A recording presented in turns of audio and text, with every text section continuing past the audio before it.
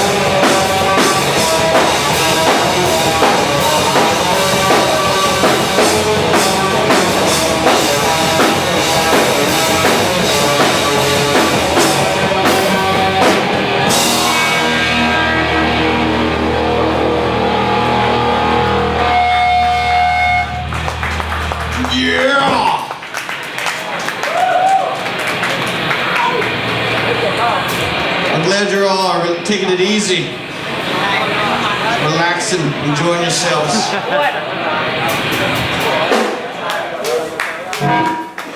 Pull up a chair, pull up a table. Good time. I want to dedicate this to Yos and Chris. Thank you so much for bringing us over here yet again. It's a pleasure. We really enjoy ourselves here in Thailand. This is our last time you will ever get a chance to mosh the R.A.M.B.O in Thailand. So enjoy yourselves.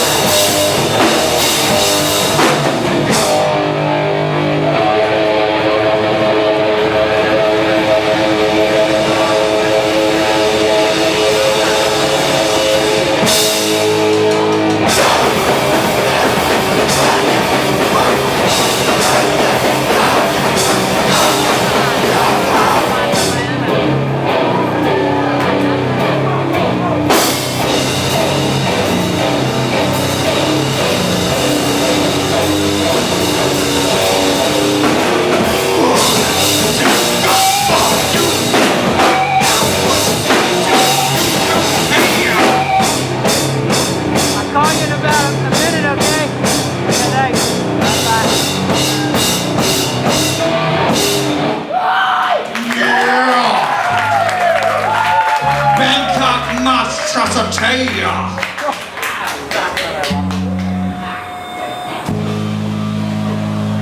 I want to thank Lizzie for putting on the show. Wherever you are, I guess you had a curfew. Hopefully.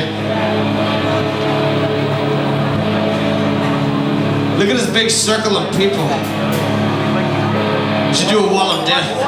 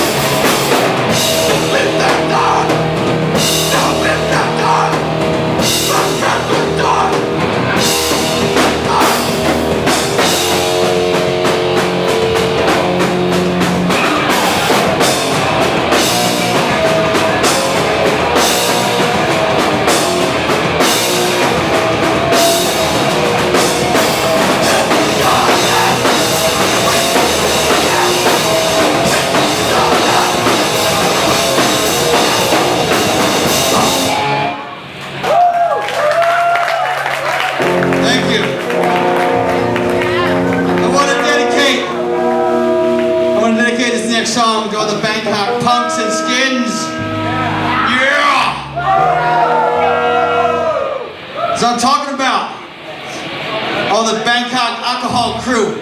Represent. Motherfuckers know how to handle, know how to represent, show up, bring the mosh. Bring the boots and braces and the big hair. And the crazy color for your hair. That's what I'm talking about.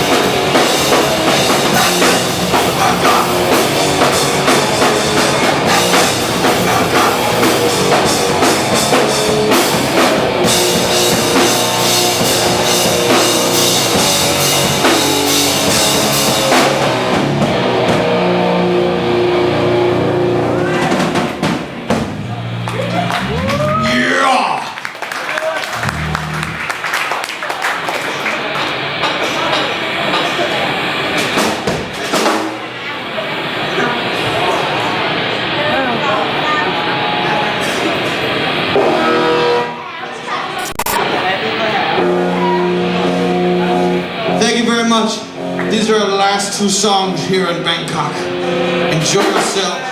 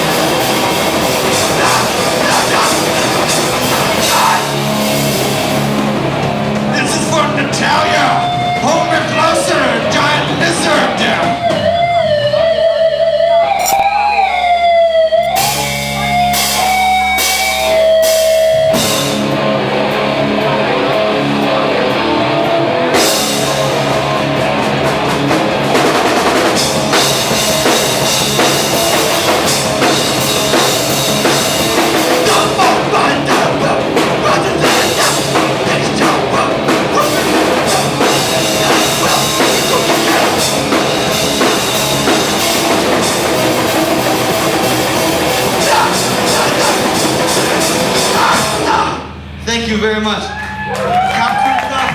Enjoy yourselves. Thank you. All right, it's Tony and Dave. Probably be easier for me. Okay. Anyway, so I guess I was reading on the website, you know, R.A.M.B.O, the big name there, whatever. Oh, check the vase. That's so. I guess somebody suggested that it was from Sly. He went to your school or something. That. Yeah, it was, I worked at Very Distribution. You know what I'm saying?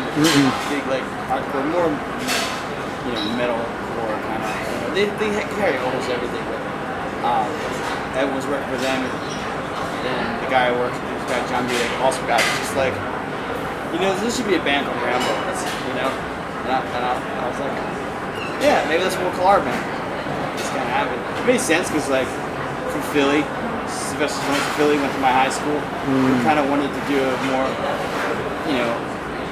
At the time, in like the late '90s, it felt like a lot of bands were getting way too complex and, you know, like tuned down and whatnot. Just wanted to do like a more straightforward band, you know. So an '80s theme, kind of an '80s reference, you know. It was ironic and funny. It just seemed like it makes sense. Right on. So Asia tour. Actually, want to know is when did R.A.M.B.O start? I mean, I guess there's been a couple of lineup changes. Yeah, well, we started in December of '99. But like two of the guys that were in the band at the time were in Kill the Questions, and then they were like, you know, touring and putting out records and stuff. So way more serious, and we just started as like a joke. Andy was in film school. Just I'd never been in a band before. It just never seemed like it didn't seem like it would go anywhere. But once like the demo got around. Max from 65 when we put out that record. We wanted to do an LP because we had such a vision from what we, you know, our absurdity that EP didn't seem like it makes sense. So it came up that, you know, the record was out. People wanted us to tour. So the guys that were, you know, we had to have a lineup change immediately because they just didn't want to do what we were going to do. Like they didn't agree to be in a band that was going to be that serious. You know, they didn't conceive that would ever happen, so that's why we initially had to, you know, switch the lineup. Even before we recorded the record, and two guys that played the record weren't even in the band when it came out. But Andy writes all the music, and I write the lyrics. So, and we got Bull right away to fill in. He's been ever since. So these are three guys that have been in the band for all the tours. You know, so that's a pretty good amount of original members, I'd say. Right on. Dave, when did you come in on the? Just about 2 years ago. 2 years ago, right okay. After the first Asian tour when they came back. Started practice pretty much September 1st, 2005. Yeah. How'd you hook up with these guys? Yeah. And then that's when we started writing the new album in September. The new album was pretty much written. Well, yeah, it was written, but we practiced it all together. Everyone learned the songs. September through December and the recording in December. Yeah, and then I've been on the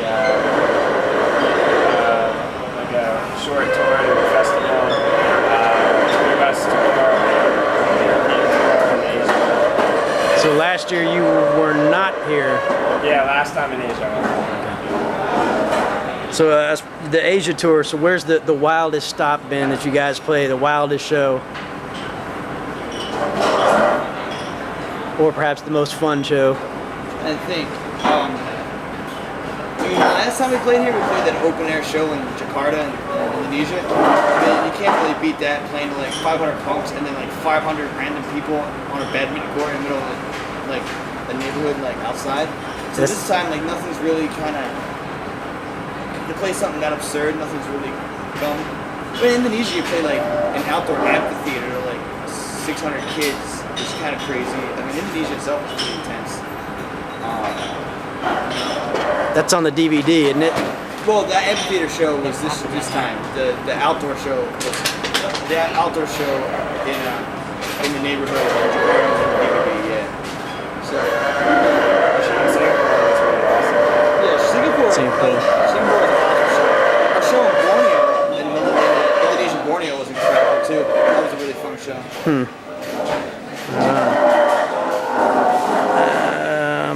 Rambo's always got like strong messages about all the tunes or whatever. You know, there's always different messages and whatnot.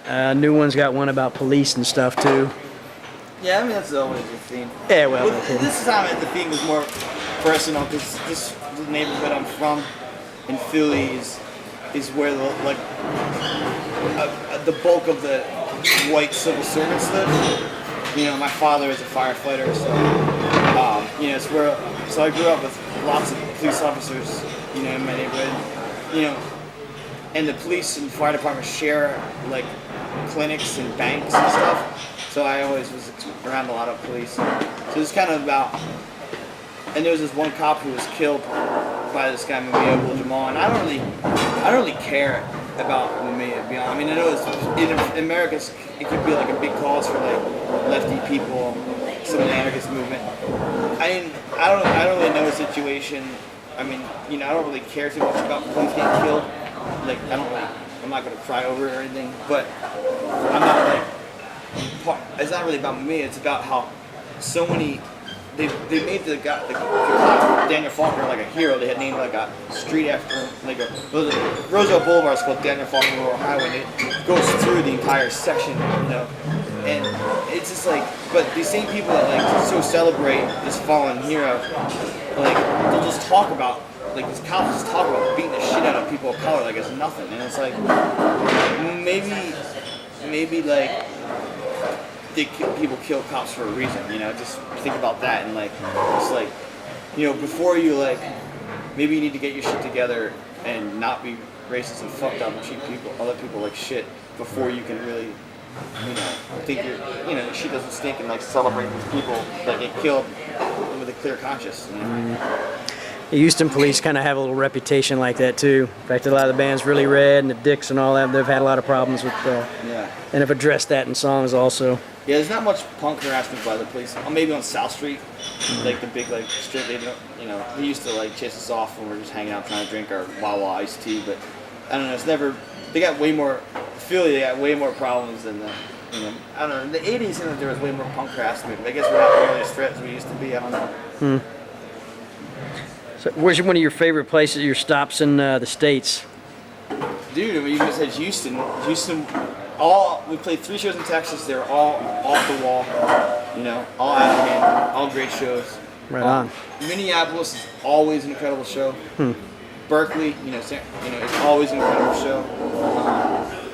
Providence is almost always an incredible show. LA, yeah, both shows we played in LA have been incredible. Philly, of course, is Hometown. Yeah, but Philly is almost so many bands in Philly. It's the best place to play, and our shows in Philly are next level. I mean, they're ridiculous. Right on. I don't know if you can get more ridiculous shows without like major property damage than what we have in Philly. So it seems like you guys are into birds and dinosaurs, huh? Well, I'm into birds and dinosaurs. That's just you. You kind of drag the other guys in on it. No, these guys love nature too. I'm just Right on. specifically into things. I mean, you know, everybody in the band has very strong interests. I think it's a rare thing for punk bands. Punk seems to be people's interest. For us, you know, we are punks, so punk isn't what we do; it's who we are, and we have other interests besides it. You know, Dave converts vehicles around vegetable oil. Music is a huge part of his life. Bull works at a natural foods co-op. He started to do Muay Thai. I mean, Bull's very active in local community organizing, and he's a table tennis fanatic. We have a guy, Mick, who plays second guitar. He's not with us, and he's really into putting out D-Beat records in bands in Japan and Brazil. Sounds interesting. You guys are saying tonight this is gonna be your last time here. You plan on coming back here? Was that a joke, or you can't work it out, or? The band's not gonna come back here. It's nothing against here. It's just that the band is. I mean, how much longer can we be a band for and keep neglecting other aspects of our life? You know, if we do more, it's gonna be probably. It will head south. We'll go. You know, if we are doing more, it'll probably be Brazil, maybe other places, South America, maybe South Africa, maybe New Zealand, Probably not much of that because everybody's moving towards different things. It'll probably eventually wind down. It's better to burn out than fade away. So I mean, we're just, we don't know when, but the end is in sight. So there's no way we'll come back. Just, if we're gonna do another tour, it's gonna be, Southern Hemisphere somewhere. Maybe another like a farewell tour in Europe or something. Like a small. So maybe a song about pollution in Thailand coming soon. I've heard y'all address that before. I guess you guys are into. What's that? And one day we played in Surabaya was Surabaya. way worse than Really? the city I live in Arizona is Tempe, Arizona, and Phoenix is fucking almost on par with that here too.